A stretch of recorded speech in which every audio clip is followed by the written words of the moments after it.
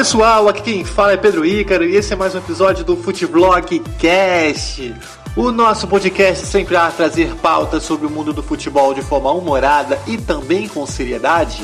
Siga o Futeblog no Instagram, @canal Futeblog. E o tema dessa semana é o seguinte: primeiras contratações do futebol brasileiro na temporada 2021. E eu chego com os destaques da semana agitada do Vasco da Gama. Houveram dispensas e algumas contratações. Pedro Ícaro com seus destaques. Fala, meus amigos, aqui quem fala é Pedro Ícaro e eu venho com os destaques do Vasco da Gama. A equipe de São Januário perdeu algumas peças nesse início de temporada e ganhou algumas outras. Começar pela comissão técnica. A gente sabe que após o rebaixamento, o técnico Vanderlei Luxemburgo ele saiu do Vasco da Gama. Além dele, o auxiliar PC Guzmão e os treinadores de goleiro Carlos Germano e Acácio. Falando agora dos jogadores, o Vasco, desde que teve a reformulação, teve esse projeto, o Alexandre Pássaro, já queria visar algumas peças para tirar do elenco, para diminuir a folha salarial e, consequentemente, dar mais fôlego para fazer umas contratações mais modestas dentro da realidade do clube. O Vasco teve a saída de Breno, Ramon, Ribamar, o Léo Gil, Gustavo Torres, Pikachu finalizou a sua transferência para a equipe do Fortaleza, Marcelo Alves e Catatal foram para o Vitória, Caio Magno também saiu, Benítez tem uma situação que está quase certa com o São Paulo, Lucas Santos, Marcos Júnior são outros que podem sair, além de Neto Borges. Henrique e Werley também estão treinando separadamente. A situação do Castan ainda é uma incógnita, a gente não sabe se fica ou se vai embora. E essa semana o Vasco perdeu o goleiro titular da temporada passada, Fernando Miguel. Ele fez a sua transferência para o Atlético Goianiense e por isso o Vasco agora visa uma contratação de um goleiro para suprir essa ausência. Falando das contratações, o Vasco conseguiu acertar com 3 jogadores essa semana. O zagueiro Hernando, que jogou no Internacional e no Bahia. Além dele, chegou o Marquinhos Gabriel, meio-campo, que estava no Cruzeiro na temporada passada, teve grande destaque no Corinthians, no Santos também. E o lateral Zeca, que é uma ótima contratação, por sinal. Joga na lateral direita e na lateral esquerda. Foi campeão olímpico em 2016. O Vasco joga contra o Nova Iguaçu e vencer é fundamental, já que o Vasco perdeu as 2 primeiras partidas do campeonato. Provavelmente deve ocorrer algumas estreias nessa equipe e aí a gente vê que pode ter ausência do Germancano. Porém, Marquinhos Gabriel deve jogar, o Hernando próprio e alguns jogadores que já vinham jogando na equipe principal. Esses são os destaques do Vasco da Gama com Pedro Ícaro para o Futeblogcast. Matheus Aguiar vem trazendo os destaques do primeiro clássico carioca. E é Fla-Flu neste domingo. Vamos com os destaques também do mercado da bola de ambas as equipes. Matheus Aguiar. Flamengo e Fluminense fazem o primeiro clássico do Campeonato Carioca 2021. O Flamengo, no início do ano, apresentou o zagueiro Bruno Viana. Agora, a prioridade para contratações, no ano que o orçamento será mais curto, é a contratação de um goleiro, de um meio-campista versátil que atue como volante, como meia, e de um atacante que atue pelos lados do campo. O Flamengo tenta a contratação de Roger Guedes e a contratação do lateral Rafinha também já está bastante adiantado. Já o Fluminense acertou a contratação de 3 reforços, além do técnico Roger Machado. O jogador Wellington, de 30 anos, e estava sem clube desde da saída do Atlético Paranaense no ano passado. O zagueiro Rafael Ribeiro, que veio do Náutico por empréstimo de 1 ano. E Samuel Xavier, lateral direito em Ceará, que já tinha pré-contrato com o clube desde janeiro desse ano. Acertou até 2022. Muito provavelmente Flamengo e Fluminense vão jogar com garotos nessa próxima rodada do Campeonato Carioca. O Flamengo, provavelmente só de garotos, com alguns jogadores como Michael, Bruno Viana, Hugo Moura, e o Fluminense, que na última rodada teve Paulo Henrique Ganso, poderá já contar com 8 atletas à sua disposição. São Fernando Pacheco, Caio Paulista, Marcos Felipe, Ico Julião, Matheus Ferraz, Yuri, Danilo Barcelos e Michel Araújo. Além deles, os novos reforços: o Wellington, que já vem treinando no CT, Samuel Xavier, assim que terminar de cumprir o período de isolamento após testar positivo para a Covid. Rafael Ribeiro já estava integrado e foi titular na derrota de 3-0 para a Portuguesa. Já a equipe titular do Flamengo e os outros jogadores que integram o time profissional devem se apresentar dia 15 para o restante do Campeonato Carioca. Então o Fla-Flu deve ser a última oportunidade dos garotos do Ninho mostrarem serviço ao treinador Rogério Ceni. E o jogo será transmitido às 18 horas ao vivo na Record TV. Um abraço a todos.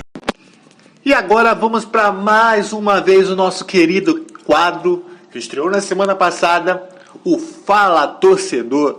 Dessa vez, Cris Martins irá apresentar o ilustre torcedor botafoguense Thiago Moura, que destaca a excelente vitória do Glorioso pela Copa do Brasil. O Botafogo goleou o Motoclube por 5-0 na estreia da Copa do Brasil. Será que tem gente empolgada aí? No Fala Torcedor de hoje entrevistaremos o ilustre torcedor botafoguense Thiago Moura. Fala aí, Thiagão, o que achou da vitória do Botafogo? Bom dia, boa tarde, boa noite, meus amigos, minhas amigas, gloriosos e gloriosas. Eu estou totalmente chamuscado. Eu vou chamuscar. Brincadeiras à parte, meus amigos, vamos falar aqui um pouco desse jogo, que foi um jogo muito bom. Mas foi o Motoclube. É isso mesmo, foi o Motoclube, fomos lá, demos na cara deles. E era isso que o Botafogo tinha que fazer. Pegou o time mais fraco, tem que dar na cara, meter muito gol. E foi o que conseguimos fazer. O nosso querido Chamusca tá um início de trabalho interessante, né? Conseguiu tirar algumas peças que não faziam sentido estar com essa camisa tão gigante do futebol brasileiro, que é o caso do Kevin, por exemplo. Lateral direito muito fraco, porque, por exemplo, a gente teve um estreante no jogo contra o Resende, que o cara, só por correr certo, se comportar minimamente como um ser humano, ele já foi muito melhor do que o Kevin. Então, aquele lado direito ali, que estava totalmente fraco, todo mundo passava por ali, ficou mais protegido. E com isso, o Chamusca começou a conseguir dar uma compactação para o time. Do jogo contra o Resende para esse jogo, o time já estava mais compactado. No momento, o Botafogo já ganhando de 2-0. Teve um momento que o Motoclube veio ao ataque e o time estava compactado com 10 jogadores na zona ali de defesa. E isso é um trabalho, porque pode ter sido, como algumas pessoas estão dizendo, um amistoso, mas mostra um trabalho ali e eu estou ansioso pela continuidade desse trabalho. Beleza, gente? No mais, a gente conversa depois aí, vamos que vamos. Aqui fala o Thiago Moura, falando para o Futevlog.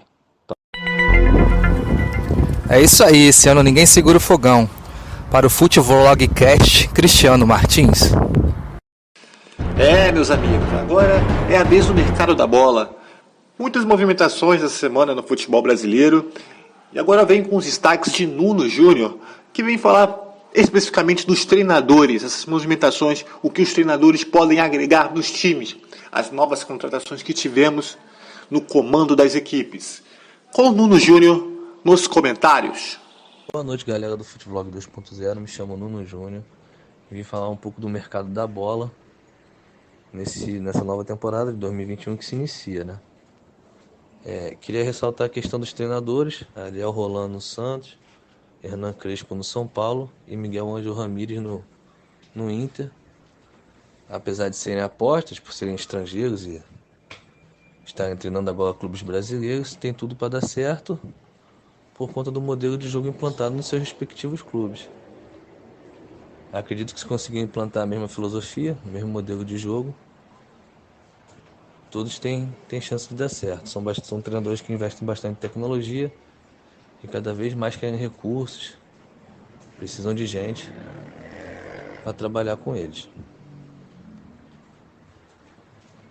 É legal pontuar também outra questão, Marcelo Cabo no Vasco, Marcelo Chamusca no Botafogo, Roger Machado no Fluminense, então bastante time mudou de treinador. Essa questão do treinador para uma temporada nova é legal, porque o treinador chega preparando o elenco já no começo da temporada, e apesar de não ter muito tempo que os jogadores estão de férias da última temporada, consegue colocar desde o começo a sua ideia de jogo.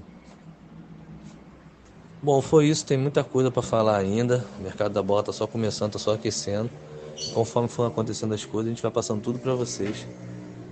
É isso aí, um abraço galera do Futevlog 2.0, boa noite, um abraço a todos. Obrigado por estarem presentes e ouvindo o nosso podcast. Chegamos ao final do episódio de hoje. Esse é o Futevlog Cast, o podcast do canal Futevlog. Siga nossa página no Instagram, @canalfutevlog, e o nosso canal no YouTube, Futevlog.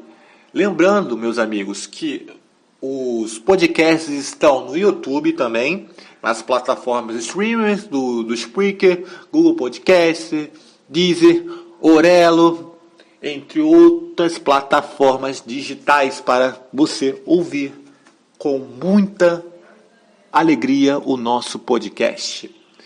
Um grande abraço, meus amigos, e até o próximo programa.